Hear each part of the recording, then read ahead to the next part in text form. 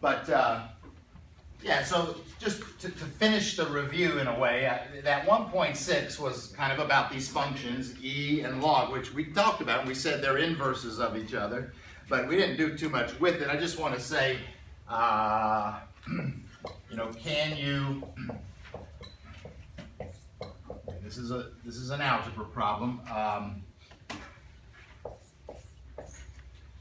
Can you solve an equation like this? Can you solve an equation like this? I would call it an exponential equation, and I think in order to solve for x, you can sort of see that x is up in the exponent here, and maybe you realize that you're going to have to undo that e function eventually if you're going to solve for x,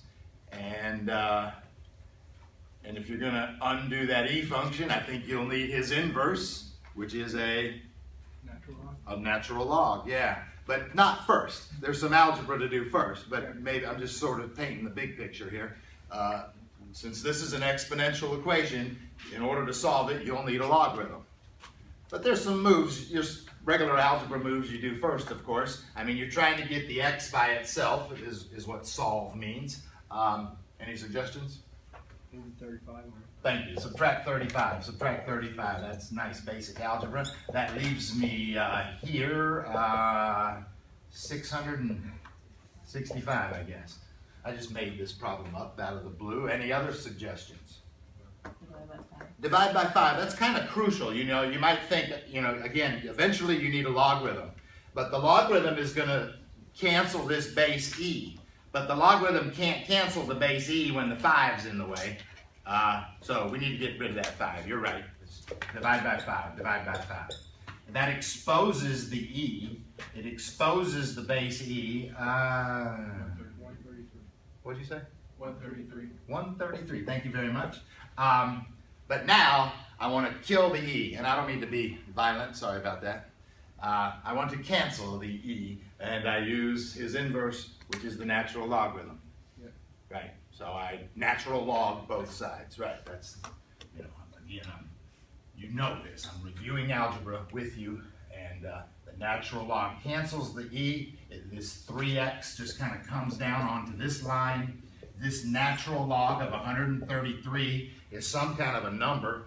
Right now, I'll leave it like that. One more move, please, to get x. Divide by 3. Thank you very much. So x is the natural log of 133 divided by 3. And of course, you can't get that 3 up into that argument of the log. We call that the argument of the function. So there it is. Again, we had this discussion about exactness, I think. That's an exact answer. Maybe I want both, though, for a question like this. So now, do you have the skills to pick up your calculator and tell me the approximate answer? 1.63. Okay, so you took the natural log of that number. After that, you divided by 3, and you're saying 1.63. Okay, I'll take that. It is an irrational number that goes on forever with no pattern. We got to decide to round it someplace. Sometimes we do 2 or 3 decimals with these logs and e's, but anyway, that's fine. That's fine. Yes, sir? I didn't get the same answer, so I must not be doing it right in the calculator. Well, maybe not. Now, so the one key thing is you do the natural log of that number, and then you divide by 3. I mean, you don't divide this by 3. You don't do that. So. Do you just hit log 133? Yes, but it is the ln log. There's another log button. This log button on your calculator is log base 10, so it's not. That's what I did. Okay, all right. And when I read natural log, I call it log. I say the word log, but it is, when I write it, it's the ln, and it's not that log, it's the natural log. You have that button on your calculator? Yeah, okay, cool. Yeah, cool. Any other questions? All right, good. So maybe you knew all this. I mean, I do a problem like this in my college algebra class. It's at the end, at the end of college algebra, we do a little of this. You might have done some in pre-cal, of course.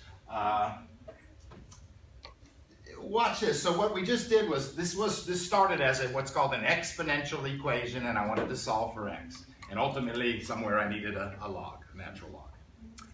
So watch this. Here's something else.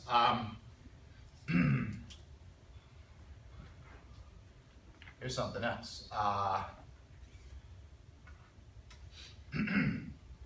The log base 2 of x plus 1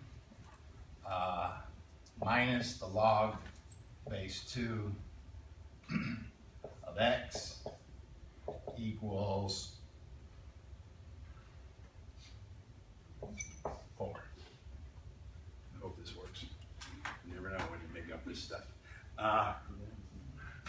But again, guess what I got, you guys? I got an equation. It's an equation, and when somebody has an equation, usually the question is solve for x. So now I'm solving this equation. Now listen, this equation's full of logarithms. I wouldn't call it an exponential equation, but hang on. This was an exponential equation with the variable up in the exponent, and I needed logarithms to help me solve it. This is a logarithm equation, and I probably need exponents to help me solve it. I mean, it's kind of the backwards version of that. But what I really kind of need to get going, though, is this bless you, I need this property of logarithms. Logarithms have these funny properties. They're outlined well in pre-calculus or calculus. I just want to remind you of one of them here. That that if you have the log of something minus the log of something, you can combine that into one log of this guy divided by this guy. It's a kind of a unique, interesting property of logarithms. If they were added together, you can write this as a multiplication.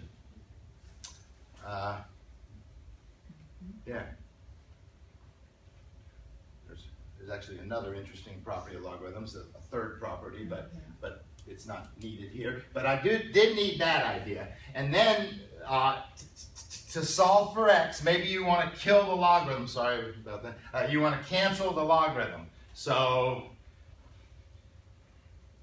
you want to 2 it. You want to do the opposite of logarithming base 2, so you want to exponentiate it base 2. You want to base 2 both sides of this equation. Base 2ing both sides of this equation will cancel the logarithm. Does that make sense? Okay, now listen, here's another way to say that. I don't know if maybe this makes more sense, but here's another way to do this. And I really teach this when I teach algebra. I say, when you have a logarithm equation, I want the strategy to me is to rewrite the logarithm. When you rewrite the logarithm, it turns into a beautiful equation. And to rewrite a logarithm, you kind of got to know what the parts of the logarithm mean. And here's what it means. This is the base 2, and it's raised to the power 4. That's the exponent that you put on the base in order to get this answer. When you stare at a logarithm, that's what it means. That's the exponent you put on that base in order to get that answer. So when I rewrite it like that, the base is 2, it's raised to the 4th, and it equals this. So when you rewrite it like that, yeah, now you got an algebra problem, okay, with no the logarithm's gone. You rewrote the logarithm based on what it means. And now it's an easy algebra problem, I think, right? Turns out that's a 16. 2 to the 4th is 16. And this is x plus 1 over x. I've got to do a little algebra there.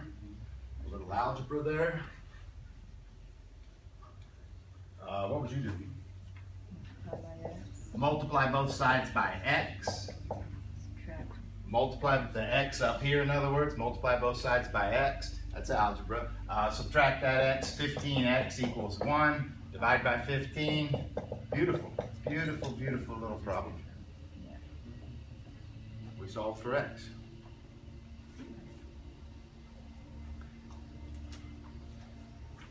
I don't know, I don't think, on my review sheet, I don't think e's and logs showed up anywhere, did they? No. Yeah. you know, that review sheet might have been kind of back from the day. Remember I told you what this book does is it introduces e's and logs. It's got that early transcendental functions. I said that the other day, and that review sheet might have been from a time when we didn't have early transcendental functions. So anyway, sorry. I could have beefed up that review sheet a little for you. It's okay. We're going to work with e's and logs when necessary. You know, the first problem I did today is a pretty common problem. This thing I just did now was a nice review, but this doesn't show up too often, really. But it was a review of a couple cool concepts. Well, any questions?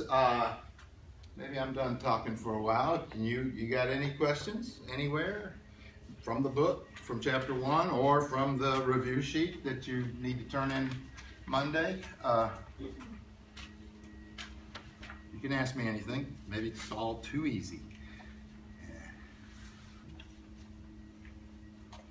Anybody need a copy of that review sheet?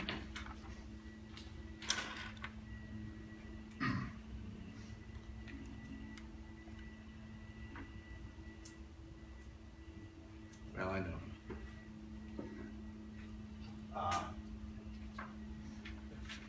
So no questions. Yes, ma'am. Can you do number 7 on our sheet? Number 7. Yeah, that's a good problem. That's a trig problem. Sure, I can help you with that, or I could just help you with a similar problem. Sometimes that's my trick. If I don't want to help you with that, maybe I'll help you with a similar problem.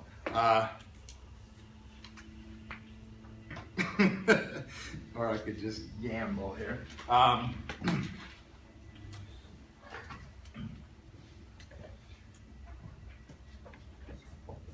Actually, maybe I'll just go for this one. Here we go. This problem, number 7, says you've got this equation, 4 sine squared theta equals 1, and the question is, please solve for theta. You know, I think this is difficult for students. Maybe not this particular problem isn't the worst one, but just solving trig equations is kind of a difficult area for students sometimes. Solving trig equations. You know, again, you just saw me solve logs and solve e's. And then earlier I was solving algebraic equations, but solving trig equations is a little tricky. I'm looking for the angle that makes this happen. I think I want to do some algebra, like divide by 4. That's all right. So then I would get sine squared of theta equals 1/4. I think I would like to get rid of the squared, and so I take the square root of both sides. And that gives me the sine of theta equals? Plus or minus 1/2.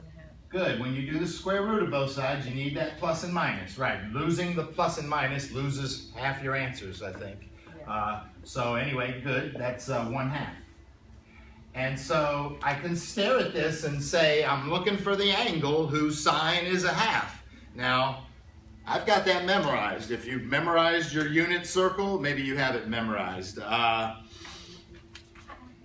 If you don't have it memorized, you've had a week to do this, so you could have looked it up someplace. I mean, when you're home working, you can look things up. 60 degree? Yeah, thank you. The sine of the angle that makes sine be 1/2 is famous. It's 30 degrees, right? Now hang on. When this question, the directions for this did say you were working on this interval from 0 to 2 pi, which, if I think about a unit circle, that's kind of one lap around the unit circle, you know? So I'm looking for all the 30-degree angles where this happens. See, when you said 30 degrees, you're right. But so now, which 30 is it? Is it that 30? Is it that 30? Is it that 30? Or is it that 30? There's 4 30-degree angles to me. They're called related angles. They're all related to the x-axis. You don't call that a 30-degree angle. I mean, it's related to the x-axis when we talk about these angles. They're related to the x-axis, not the y-axis. So So which one is it? What's the top two?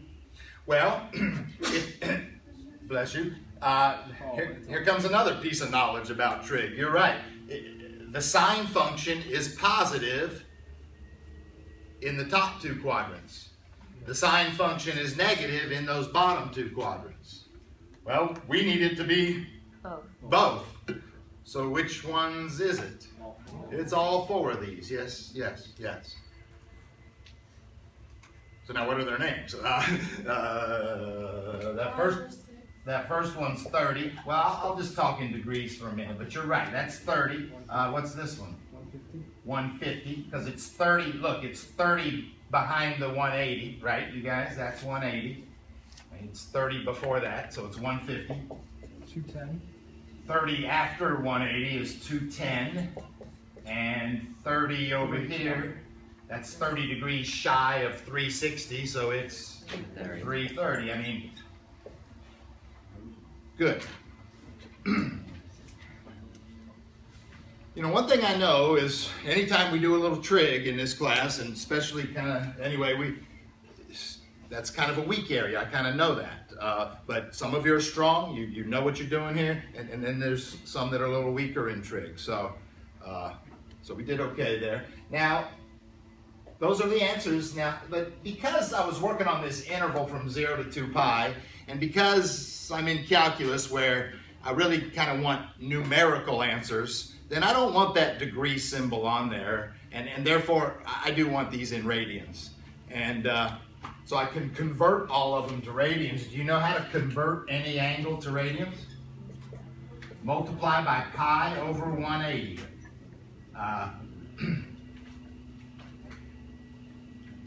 Pi radians is 180 degrees. Kind of like 12 inches is 1 foot. You know, it's kind of a conversion factor. And so when you multiply by pi over 180, the degrees cancel. You get 30 pi over 180. You can cancel those numbers and you get pi over 6. There's a lot of ways to think, man. I mean, at some point you might think very instinctually. You know, if this is 30, listen, if this is 30, it's 1/6 of the way to 180, right? It's 1/6 of the way to 180. So it's 1/6 of pi. It's pi over 6. I mean, I don't know how you think about numbers, but I think about numbers in a lot of different ways. And then I kind of got the other ones memorized. I mean, the 150 is 5/6 of pi. That's 5 pi over 6. The 210 is 7 pi over 6. It's 7/6 of a pi. It's a little bit more than 1 pi. It's 1 1/6 pi. You know, I mean, I don't. And anyway, the last one is 11 pi over 6. So there you go. Maybe that's. I mean, that's, since this was stated in radians, they probably want the answer in radians. Right? Yes, ma'am. If you had changed the restrictions to just 0 to pi, would we just drop the negative answers then? Because it's not asking for those. Yeah, that's kind of interesting. I mean, that is interesting because the math gives me a plus and minus 1/2. And then the restriction is from 0 to pi. If you said the restriction was 0 to pi, then I'm only getting the positive 1/2 answers. That kind of bothers me, but yes, if that's the restriction, then that's the restriction, right? Right.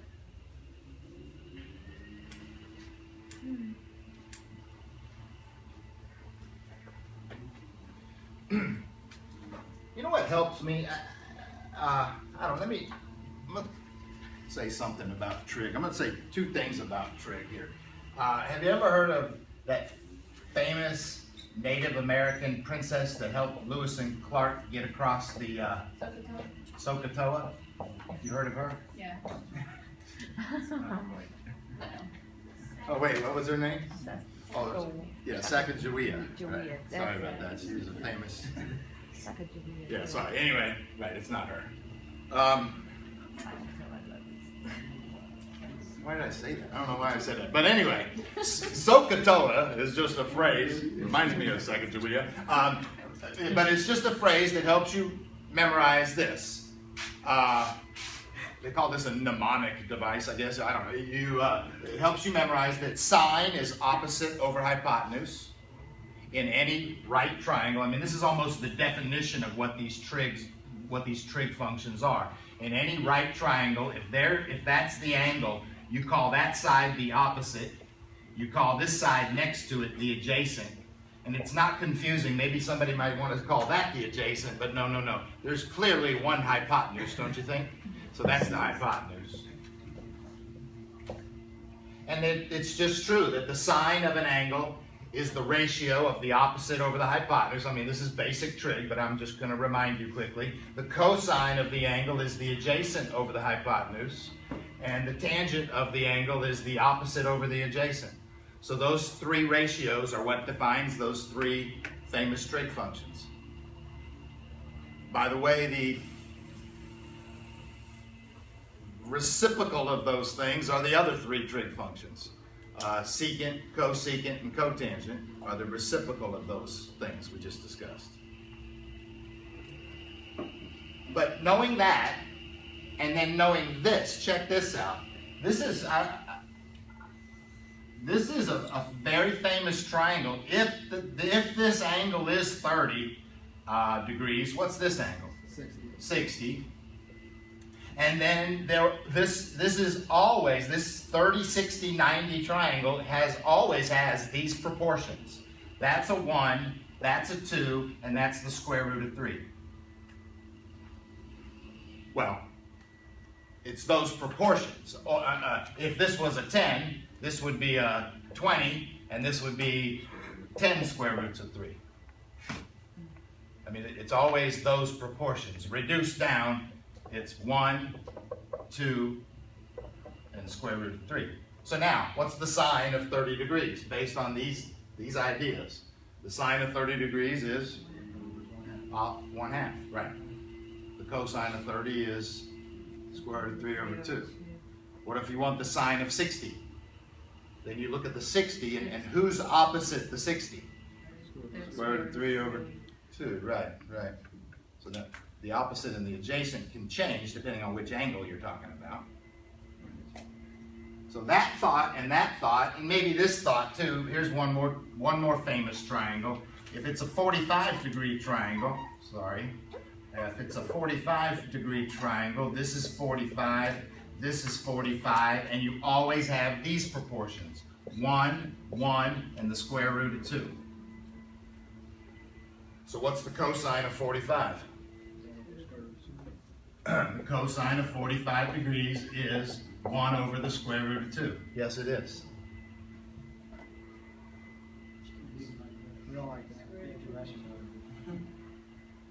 You know what? Not anymore. We're big kids now. Big kids. Boy, as soon as you walked in that door, no, I know what you mean. Traditionally,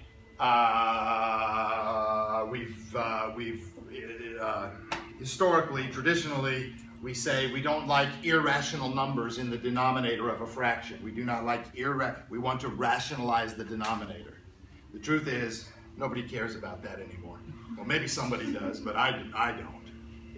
It doesn't make any. There's no reason for it anymore. So anyway, I like that number.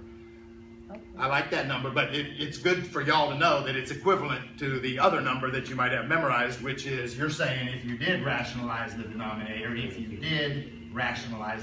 you would multiply by that, which is multiplying by a 1, and you get the square root of 2 over 2, right? Your unit circle might be labeled like that, but I'm happy with that kind of.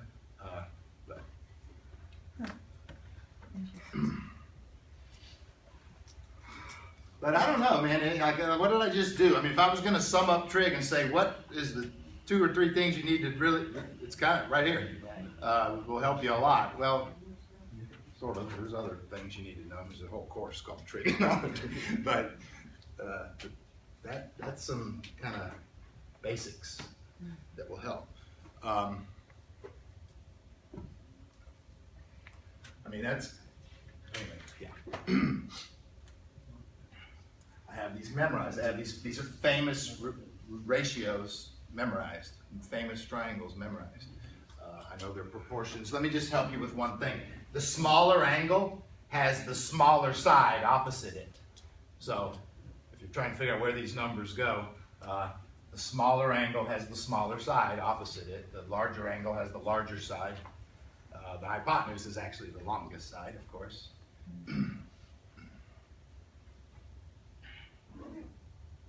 Anyway, I helped you with number 7. Any other good requests?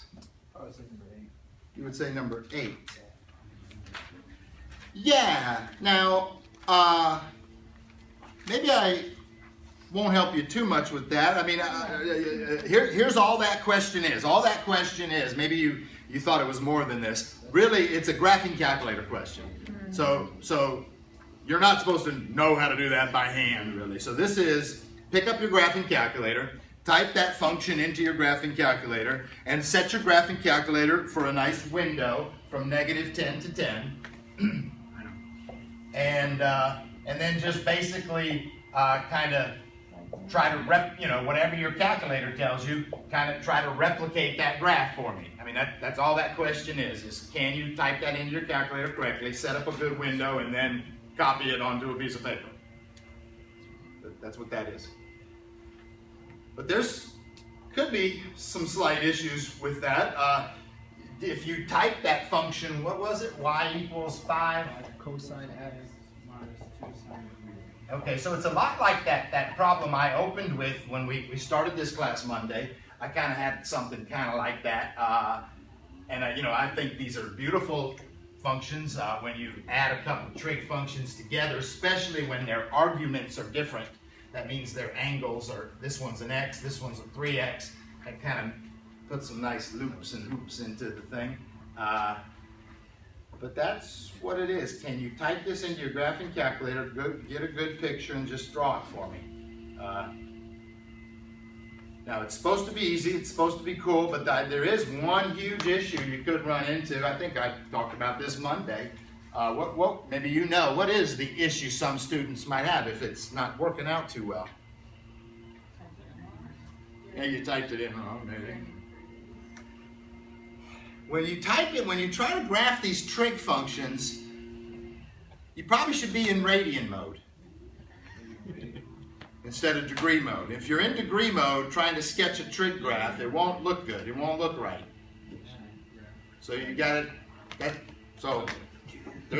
a big hint. If you're having issues with this problem, that's a big hint.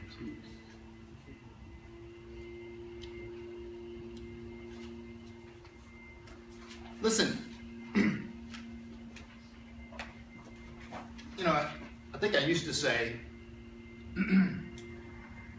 you have to be in radian mode to graph trig functions. You have to be in radian mode to graph trig functions, but that's not really true. If you're in degree mode and graph a trig function, you just want to set your window differently. Right. See, the problem with if you're in degree mode, what does that? I don't know. Did you guys see something like this? Is that what you saw? Yeah. Yeah, that's not right. And you know why? You're seeing a really zoomed in. Here's what you're seeing. If you're in degree mode, you're looking at a little teeny piece of the graph. Look what you're looking at from -10 degrees to 10 degrees. And you know that ain't much, right? Because it's 360 degrees around a hole for one period or of a trig function. You following me? Yeah. I mean, that's the issue. It's not that there's really an error going on. It's just that you're looking at -10 degrees to 10 degrees if you're in degree mode. If you're in radian mode, 0 to 6.28 is one period. -6, here's 2 periods. Are you following me? Because that's 2 pi. So anyway, if you're in radian mode, then -10 to 10 radians is sort of what your x-axis is, and then you see it, right? And you try to do your best replicating it, but it is one of these cool things with some humps and bumps, like, right? Am I right? Yeah. Yeah. Yeah. Yes, sir. Could you do do like a problem similar to number 4? Yeah, that's a good one to do, right? I haven't talked about that all week. That's a calculus problem. Right. So he's right, number 4. I'm going to make up a function similar to number 4.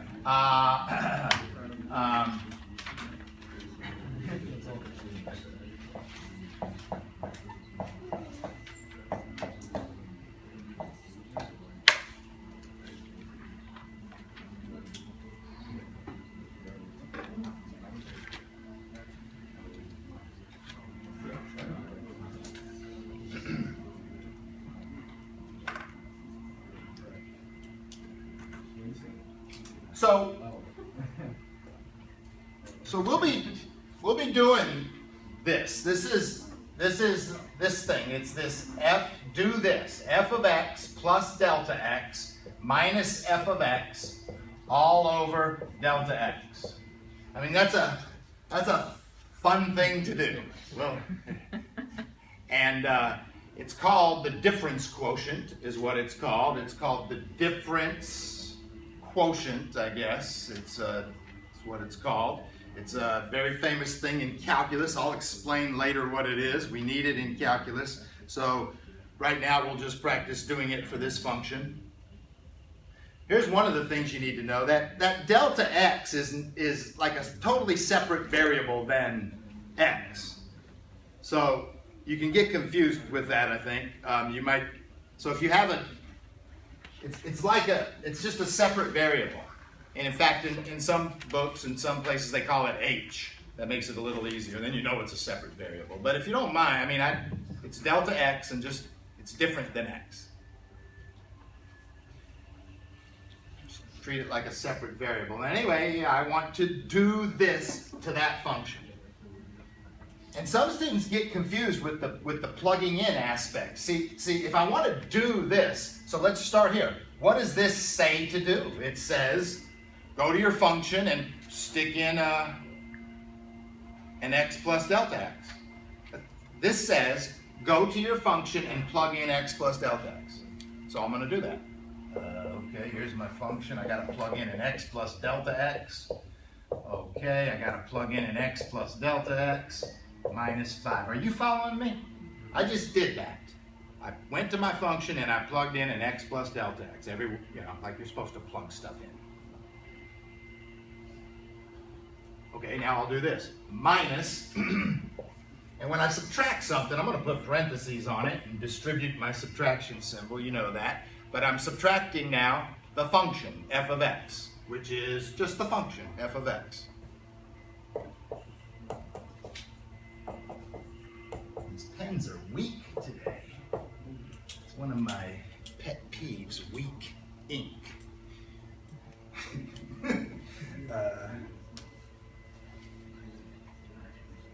I'd have to go with a bold blue here.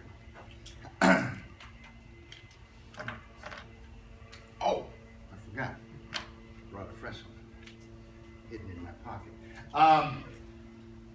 You guys okay? All over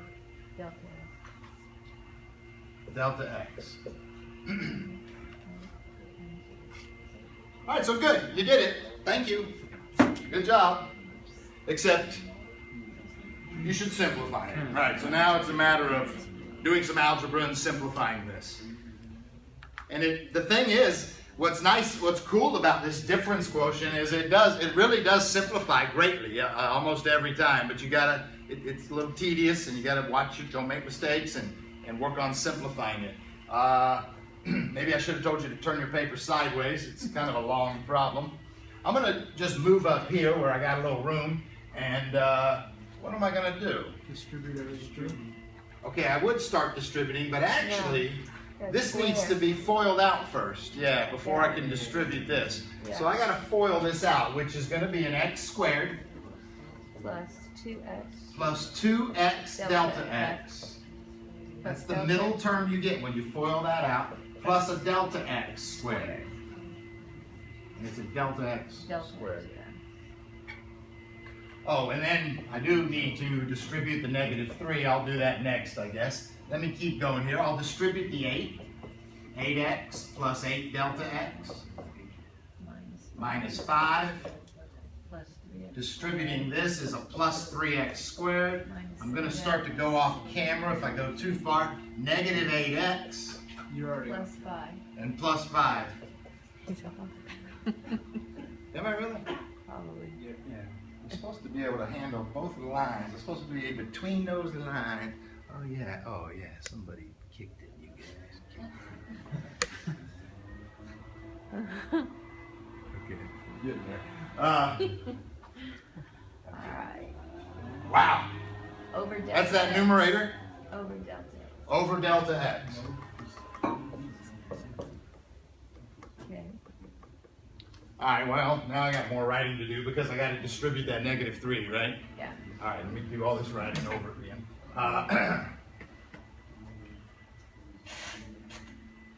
Negative 3x.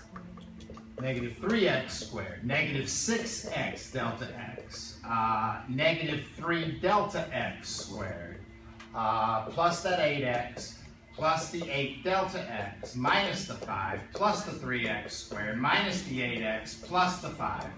All over Wow, delta X. all over delta x. Again, the beautiful thing is a bunch of that stuff in the numerator cancels. Yeah. Like what?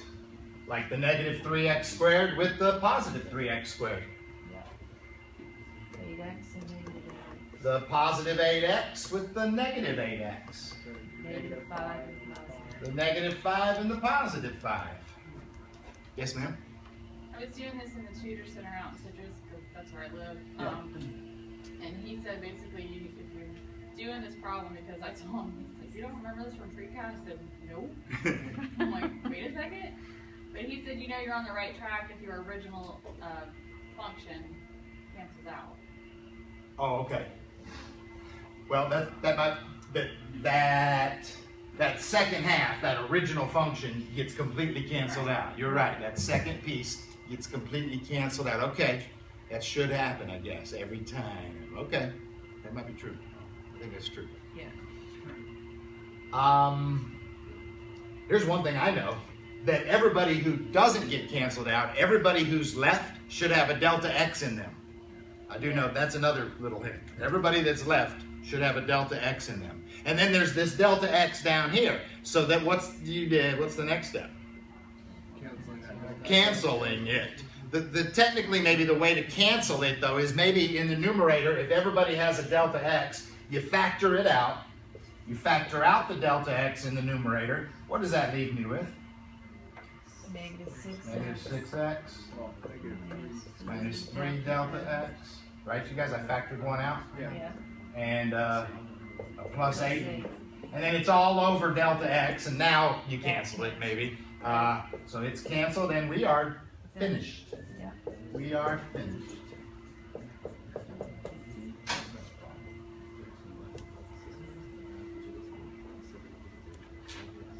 It's a hell of an algebraic process, and you know we did it. You can do it for we did it for a quadratic function. That's a quadratic which causes you to FOIL some stuff and do some work. What if you did it for a cubic function? It'd be a little worse. If you did it for a kind of a fractional function, it's even worse. If you do it for a nice linear function, it's not too bad. Are you following me? I mean, you can do this thing. You can do this for all kinds of functions. This is a good one. Yeah. Can you explain the step before the final? Okay, a lot of this stuff canceled, and what was left was these 3 terms, and they all had a delta x in them. So I said I can factor out a common delta x. And So you factor in. it was factoring out a common factor called delta x. Okay, delta x. Okay. Yeah. And when I factor the delta, because it's multiplied here, so when I factored this delta x out, I was left with this. When I factored one of these delta x's out, there's still one there. Okay. Yeah. And when I factored him out, then it's gone. And it's out front, you know, undistributed. You know, that's kind of what factoring is, undistributed out. So is there always going to be a point where you factor in all the different quotients? This is pretty typical. The steps involved here are pretty typical. You FOIL it out, you do a lot of canceling. Yeah. Everybody that's left has a delta x. I dropped that hint. Everybody that's left has a delta x, and then Right. to kill the delta, to cancel the delta x in the denominator, you do that factoring move, which it's kind of, this is very typical for these types of problems, right? Yeah. Right. Thank you. Yes.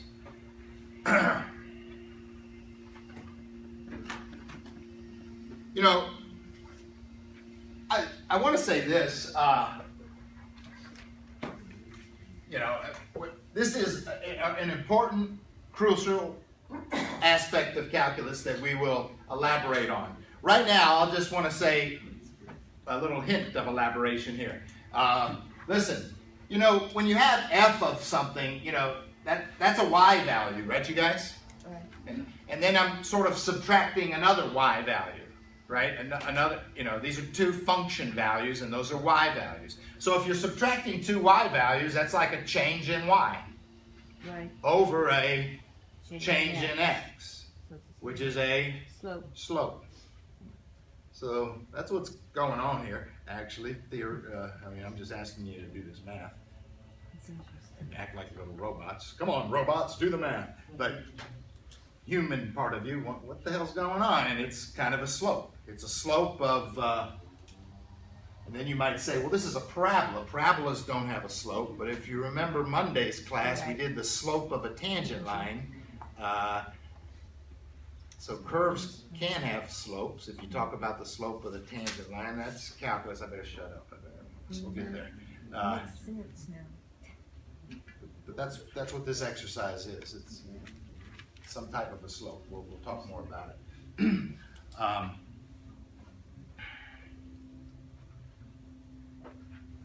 So this is good. You know, let's take a break. Let's take a break. I want to take a little 10-minute break, and we'll continue class. Like I said, maybe I'll answer another question or two, but I might want to head into limits. I want to talk about chapter 2. But let's do a little, I don't know, 8 or 10-minute break. I'm going to hit pause.